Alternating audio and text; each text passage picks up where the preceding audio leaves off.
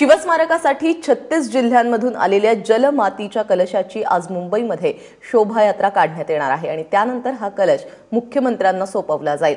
शिवस्मारकाच्या भूमिपूजनाची तयारी देखील आता अंतिम टप्प्यात आलेली आहे। मुंबईमध्ये होणाऱ्या शिवस्मारकाच्या भूमिपूजनासाठी जळगावमधील भाजपच्या पदाधिकाऱ्यांनी तापी, पूर्णा, गिरणा, पांझरा आणि बोरी नद्यांचं पाणी संकलित केलंय।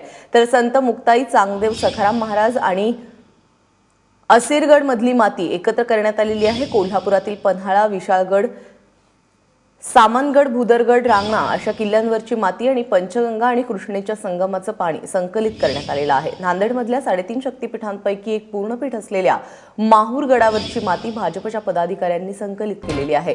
तर अहमदनगरमध्ये मुळा, प्रवरा आणि सीना नदीचं पाणी, तर प्रेमगिरी किल्ली, विश्रामगड, भुईकोट किल्ला, हरिश्चंद्रगड, रतनगड आणि खरडा किल्ल्यावरची माती देखील संकलित करण्यात आली आहे।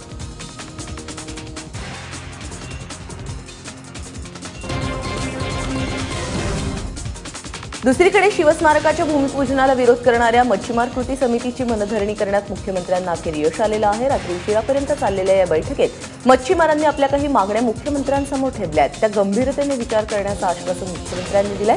मासेमारीची सीमा जास्तीत जास्त ठेवणं, स्मारकातून उपलब्ध होणाऱ्या नोकऱ्यांमध्ये मच्छीमारांच्या मुलांना प्राधान्य आणि मच्छीमारांचे 15 प्रतिनिधींची समन्वय समिती स्थापन करणं या मागण्यांसह एकमत झाल्याने हा विरोध मावळलेला आहे। करणारा समाज आहे, त्यांच्यावर सुद्धा उपासमारीची वेळ नाही। महाराष्ट्र शासनाने आणि केंद्र शासनाने जे कोणत्या पंतप्रधान आहेत, मुख्यमंत्री आहेत, सर्व मंत्रिमंडळ आहेत, राज्यपाल आहेत, सर्वांनी त्याच्यावर जर बसून उपाययोजना काढणं गरजेचं आहे। छत्रपती शिवाजी महाराजांचं स्मारक उभारलं जात असताना कोळी बांधवांचा विचार केला जावा, त्यांच्यावर उपासमारीची वेळ येऊ नये अशी मागणी खासदार उदयनराजे भोसले यांनी केलेली होती आणि त्यांचीच मागणी आता मान्य झालेली आहे।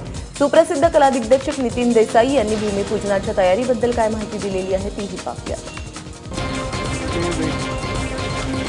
त्यामध्ये जे वेगवेगळ्या नद्या नाल्यांमधनं जे पाणी आलेलं आहे त्यांचे सगळं कव्हरेज आहे, ते कसं कलेक्ट केलं त्याचं सगळं इथे व्हिडिओ चित्रीकरण दाखवण्यात येणार आहे। आणि 5 मोठे कलश, जसं आपण नेहमीच आपल्या संस्कृतीत जर शुभ 5 कलश किंवा 5 हे म्हणतो तसे 5 मोठे कलश आहेत। त्याच्यामध्ये CM साहेब, चंद्रकांतदादा पाटील, विनोद तावडे ह्यांच्याकडे हे 36 वेगवेगळ्या जिल्ह्यातनं आलेलं कलशाचं माती आणि जल हे दिलं जाणार आहे आणि ते घेऊन CM साहेब त्या मोठ्या कलशांमध्ये ते एकत्रित करतील आणि हेच कलश इकडनं गिरगाव चौपाटीला जातील, जे 24 तारखेला PM साहेब येणार आहे। ह्याच कलशामधलं ते पवित्र जल आणि पवित्र माती ही PM साहेबांच्या हाती CM साहेब सुपूर्द करतील आणि तोच कलश तिकडे जाणार आहे, जो ॲक्च्युली जिथे स्मारक होणार आहे त्या वास्तूच्या इथे तिथे फार छान पद्धतीने फ्लोट करून रायगडावरची महाराजांची